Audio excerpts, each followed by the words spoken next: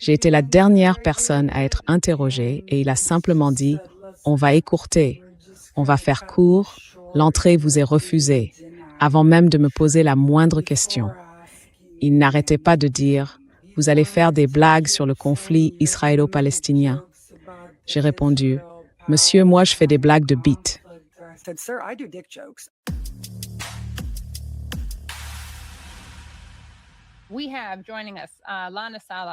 Nous accueillons Lana Sala, humoriste palestino-américaine basée à Los Angeles, Bilal Sharmouk, acteur, humoriste et créateur de contenu numérique palestino-américain, Ahmed Al-Kadri, humoriste yéméno-américain basé à Los Angeles, et Dana Alexander, humoriste canadienne aujourd'hui installée au Royaume-Uni. Très bien, nous allons faire venir ces humoristes tout de suite. Bienvenue dans The Katie Halper Show. Bonjour. Bonjour, merci beaucoup d'être avec nous. C'est un plaisir d'être ici, Katie. Auditeur de longue date, premier appel. Oh, merci, c'est formidable à entendre, merci. Eh bien, je suis très heureux de vous recevoir pour apporter un peu de légèreté dont on a vraiment besoin, même si, évidemment, le sujet est aussi très sérieux parce que nous parlons d'Israël qui pratique manifestement l'apartheid et le génocide en ce moment même. Mais il y a aussi beaucoup d'atteintes à la liberté d'expression et d'une certaine manière, une instrumentalisation de l'immigration. Ils violent la liberté de circulation.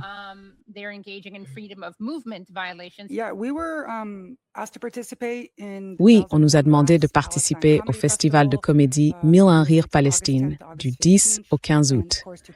Et bien sûr de nous rendre en Palestine et en Cisjordanie pour y donner ces 9 représentations ensemble. Avant notre départ, nous avions bien reçu des visas électroniques approuvés par le gouvernement israélien.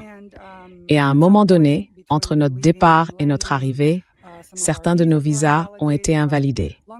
Bref, 6 d'entre nous se sont vus refuser l'entrée, ont été expulsés depuis l'aéroport et n'ont pas pu se produire au festival.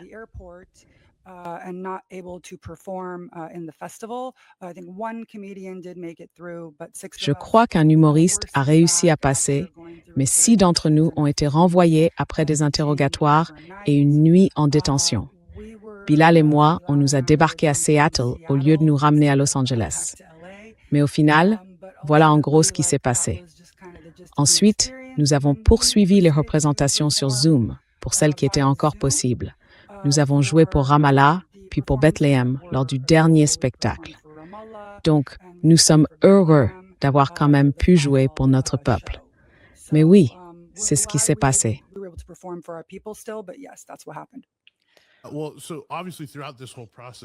Eh bien, évidemment, pendant tout ce processus, on nous a aussi dit qu'on n'était pas autorisé à revenir, sauf si on obtenait une autorisation spécifique de l'ambassade israélienne.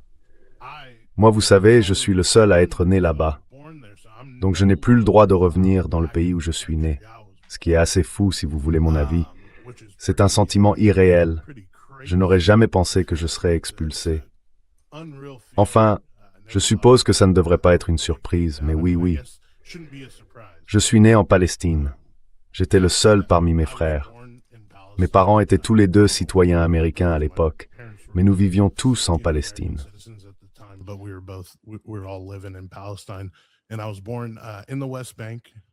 Et je suis né en Cisjordanie, dans un village qui s'appelle Deir Dibwan. J'y ai vécu jusqu'à l'âge de 3 ou 4 ans, puis j'ai immigré aux États-Unis. Mais j'ai toujours gardé un lien très fort avec cet endroit. J'y retournais un été sur 2, et je l'ai fait pendant de nombreuses années. Puis il y a 4 ans, j'ai pu y organiser ce festival, et ça s'est très bien passé. En 2022, nous avons fait ce festival, et c'était la dernière fois que j'y suis retourné. Toute ma famille est là-bas. J'ai beaucoup de proches là-bas, beaucoup de gens que j'aime. Ma famille est là-bas depuis aussi loin qu'on puisse remonter dans notre histoire familiale. Donc oui, j'ai des liens très profonds avec cette terre. Alors, comment avez-vous appris qu'on vous autoriserait plus à retourner là d'où vous venez?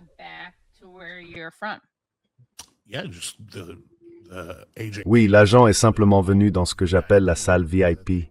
celle où ils vous mettent quand ils vous interrogent. Il est arrivé très nonchalamment. Il a dit oui, mon supérieur m'a informé que nous n'allions pas vous laisser entrer dans le pays. Et si vous souhaitez revenir un jour, vous devrez obtenir l'autorisation de l'ambassade. Waouh! Oui. Waouh, waouh, je suis vraiment désolée. Enfin, ça paraît tellement insuffisant, mais c'est tellement horrible. Et avant ça, vous faisiez des allers-retours pour rendre visite à votre famille. Ouais, c'est complètement dingue. Il m'a demandé, quand j'étais là pour mon interrogatoire VIP, l'une des questions qu'il m'a posées pendant cet interrogatoire d'1 heure, c'était combien de fois êtes-vous venu ici? J'ai répondu, je sais pas mec, 3 ou 4 fois ces dernières années. Il m'a dit en fait c'est 5 fois. Waouh! Ouais. Pourquoi vous me posez la question alors? Ouais, c'est ça. Ils essaient de t'attraper? Oui. Pour savoir ce que tu fais? Oui. Donc oui, avant, je retournais régulièrement dans mon endroit préféré au monde. Vous savez, j'ai grandi en Amérique, mais être là-bas, ça me donne vraiment l'impression d'être chez moi, parce que c'est là que je suis né. C'est une sensation surréaliste de ne pas pouvoir, genre. Parce que je sais qu'ils m'ont pas laissé entrer à l'ambassade. Alors, bon sang, pourquoi est-ce qu'ils me laisseraient entrer? C'est ça.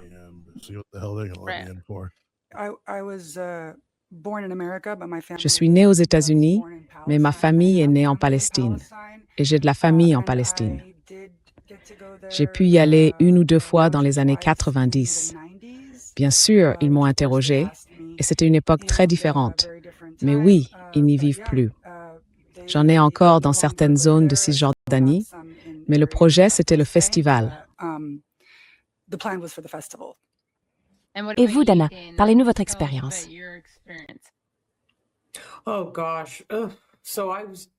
Oh là là! Donc j'étais en train de supprimer toutes mes applis et de les désactiver. J'ai supprimé mon Facebook et elle m'a pris mon téléphone. J'étais dans la salle d'attente VIP depuis environ 45 minutes. Enfin, comparé à la famille palestinienne en face de moi, eux étaient là depuis presque 7 heures. Donc voilà, elle a réactivé mon téléphone et elle a vu mes publications et elles étaient pro-palestiniennes. Elle était tellement contrariée.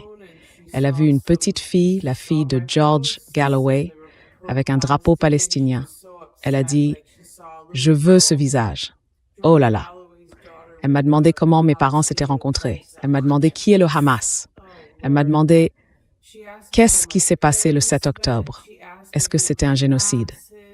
Et puis l'autre gars, oh là là, il m'a dit que c'est une démocratie, que je ne devrais pas écouter.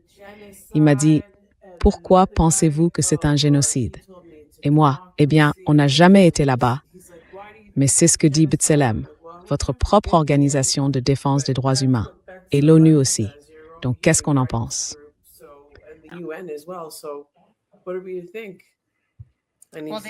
Eh bien, ils diraient « Oh, l'ONU est antisémite, n'est-ce pas ?» C'est ce qu'ils adoreraient dire.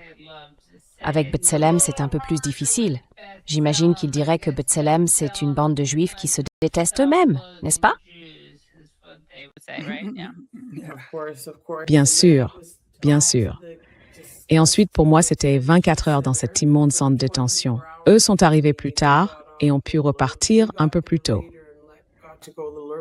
Et comment c'était? Mon Dieu, on voyait bien qu'ils parlaient de vous parce qu'ils entendaient votre nom, votre nationalité et votre métier. Au début, je ne pouvais même pas m'asseoir sur les canapés. Ils étaient tellement dégoûtants. Je m'asseyais juste sur les accoudoirs et elle m'a demandé si je voulais un sandwich. L'autre gars m'avait déjà proposé un sandwich horrible, alors j'avais un peu peur de manger parce que tout était vraiment crasseux là-dedans. J'avais l'impression qu'ils essayaient toujours de faire des petits jeux. Par exemple, vous vous asseyez sous la climatisation, ils voient que vous avez froid, alors ils la montent. Oui. Vous savez, des petites choses comme ça. Vous allez vous coucher, alors ils allument les lumières ou montent le son de la télé, alors qu'elle est restée éteinte toute la journée, vous savez, et que vous êtes censé dormir. Ou ils se mettent à crier au téléphone, en haut-parleur, à parler de vous en anglais, pour que je comprenne cette fois. Et je les ai juste ignorés, parce que je me disais, laissez simplement le temps s'écouler. Mais c'était complet. Après leur départ, 15 autres personnes n'arrivaient.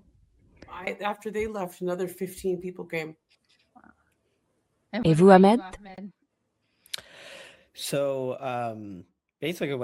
Donc, en gros, quand j'étais dans la salle d'interrogatoire, à un moment, il m'a dit « Ce festival de comédie pour la Palestine, c'est anti-Israël. » Et moi, j'ai répondu « Ce n'est pas anti-Israël, on fait juste des spectacles d'humour. » Et lui « Ah bon, mais vous faites le conflit israélo-palestinien, vous faites des blagues sur Israël. » Et moi, je fais des blagues de caca et de pipi.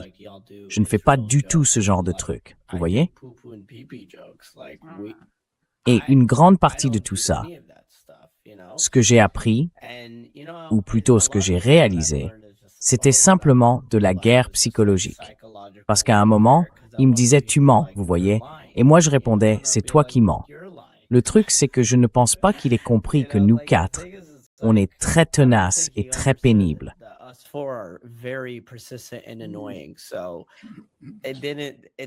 Alors ça a demandé beaucoup.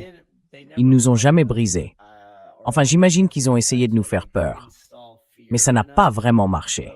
Parce qu'au bout du compte, on n'avait rien fait de mal. Je suis là pour faire de la comédie. À un moment, il m'a dit « Pourquoi vous êtes ici pour faire de la comédie ?» Et moi j'ai répondu « J'ai la chance d'aller en Palestine et de faire de la comédie pour des Palestiniens. C'est génial. » Vous voyez? Et il y a eu quelques moments où il disait, vous savez comme ça, toutes ces blagues et ces trucs sur Israël. Il disait juste, c'est pas juste. Ce n'est pas juste. Évidemment, j'essayais pas de me disputer avec lui. J'essayais simplement d'être diplomate et je lui ai juste dit, enfin je ne lui ai pas dit, « Eh, vous avez envisagé ce que vous faites depuis tout ce temps? »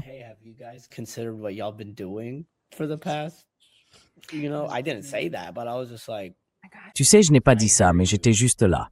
Je vous entends. Ce que vous ressentez est légitime. On se sent comme avec un thérapeute complètement absent. Vos sentiments sont légitimes. Ouais. Waouh. Et ouais, c'était juste ça. Ouais, j'avais l'impression que pendant tout ce temps, c'était de la guerre psychologique. Ils essayent de vous démoraliser. Ils essayent de vous faire peur.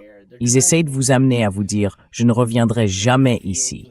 Je ne veux plus jamais venir ici. Je ne me sens pas la bienvenue ici. » Tu vois? Mais ce n'est pas... Je pense pas que ça marche, tu vois. Comme tu peux le voir, nous quatre, on se dit « Oh, on va clairement essayer de revenir. » Tu vois? Moi, je veux clairement revenir. Ah.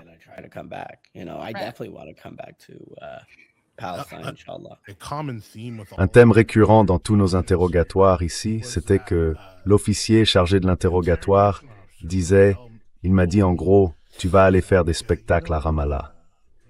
Moi, en tant que juif, je ne peux pas aller à Ramallah. Je ne peux même pas y penser. Oh mon Dieu. Je me suis dit, ah bon, donc même quand tu es soldat de l'armée israélienne, tu peux pas y aller? Et je me suis juste dit, ah waouh, oui.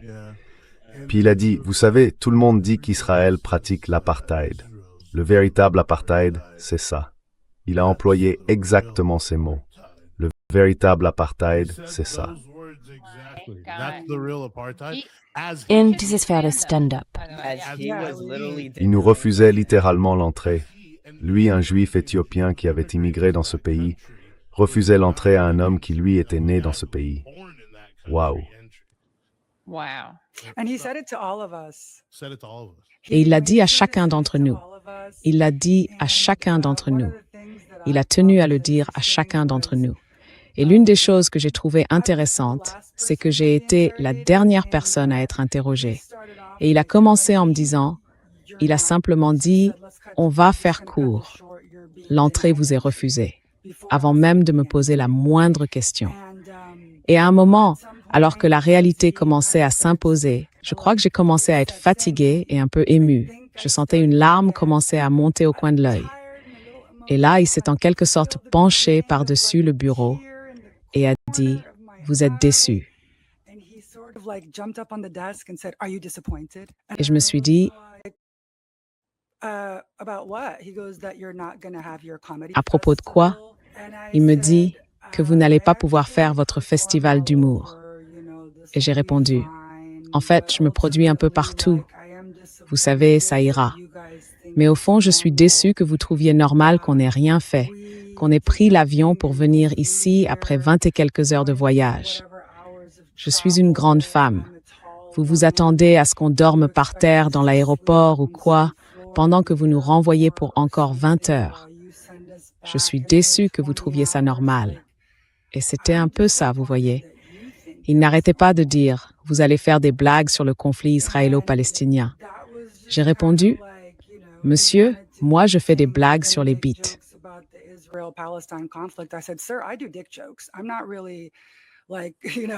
Et vous pensez peut-être qu'on est tous là juste pour parler 10 minutes d'un génocide. Mais c'est pas comme ça que fonctionne l'humour. Donc voilà, à ce stade-là, comme je savais que je n'allais pas être admis, je me suis dit, autant dire certaines choses. Je ne vais pas mentir. Il m'a fallu toute ma maîtrise de moi-même pour ne pas répondre à chaque question. Benjamin Netanyahou est un criminel de guerre. On était donc enfermés, en détention. Et on voyait bien qu'il n'y avait pas de procédure prévue en détention pour certaines situations. Ils ont clairement pris toutes nos affaires, nos téléphones, ce genre de choses.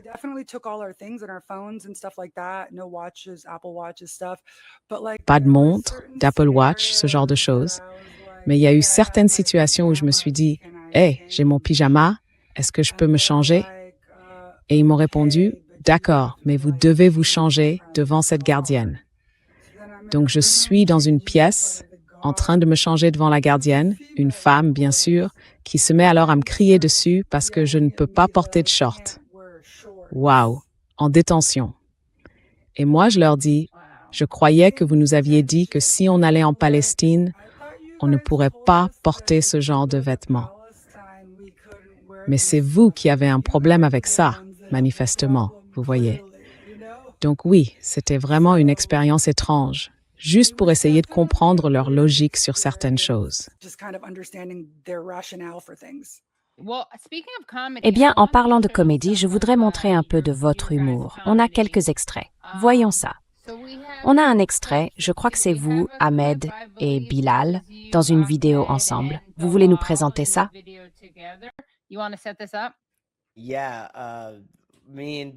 Oui, Bilal et moi, on a une série où, en gros, on se déguise en père arabe.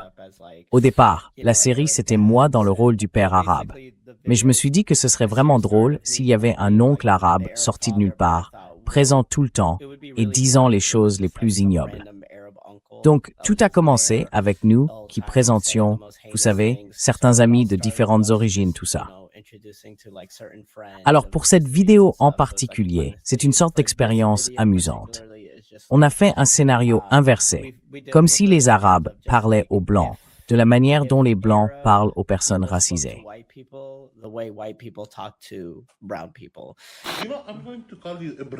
Tu sais, je vais t'appeler Ibrahim. C'est plus simple. D'accord, ça me va. Tu ressembles à Tom Cruise. Tu le connais? Oui, je connais Tom Cruise. Oui, il est génial. Ça te dérange si je touche tes cheveux? Oui, vas-y. Oui, waouh, mashallah, ils sont si fins. C'est ta peau? Elle pèle tout le temps? Oh, enfin, c'est à cause de la crème contre l'acné et tout ça. Oui, tu condamnes le Ku Klux Klan?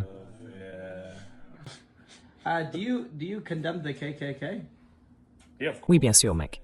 Ouais, je n'aime pas du tout ces mecs-là. Oui, tant mieux pour vous.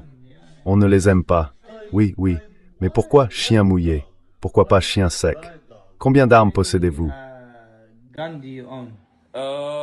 Oh, je n'aime pas les armes à feu. Je n'en possède pas.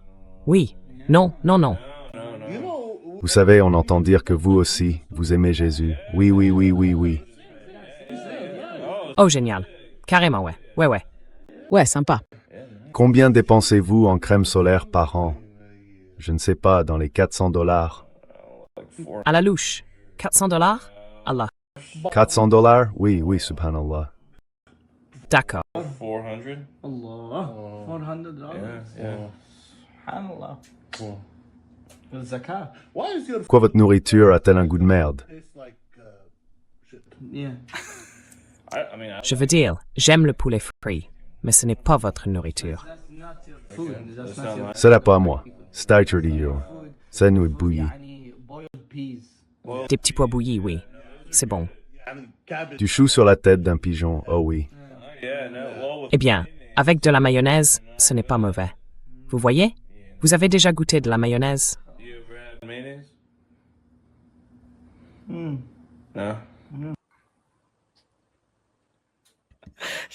Force d'inscription. Donc oui, c'est ce genre de comédie dangereuse, j'imagine, qu'ils veulent s'assurer de ne pas laisser passer. Alors, regardons cet extrait de vous. Lana, vous voulez dire quelque chose pour le présenter?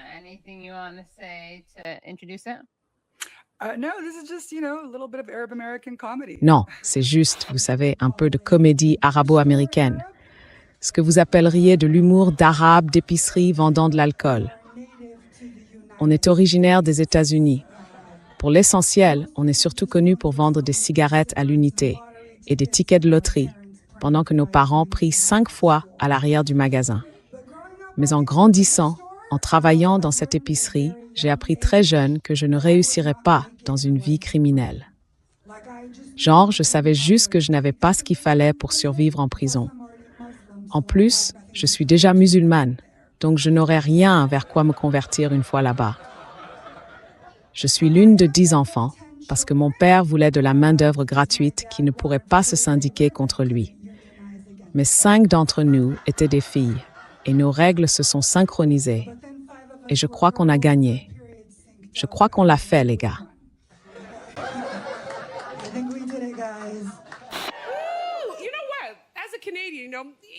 Vous savez quoi? En tant que Canadienne, vous savez, tout le monde a son opinion sur les Américains. Mais j'ai commencé à vraiment me sentir mal pour eux, parce qu'en venant vivre dans ce pays, tout le monde pense que je suis américaine, et on me traite comme de la merde. C'est intéressant de voir comment les Américains fonctionnent. Je suis allée rendre visite à ma famille à Miami. C'était la toute première fois que j'entendais un coup de feu. C'était sympa. Et mon frère et moi, on s'est tout de suite couchés par terre. Ma cousine nous regarde et elle fait « Quoi? Vous avez pas de coup de feu au Canada? » Et moi, non.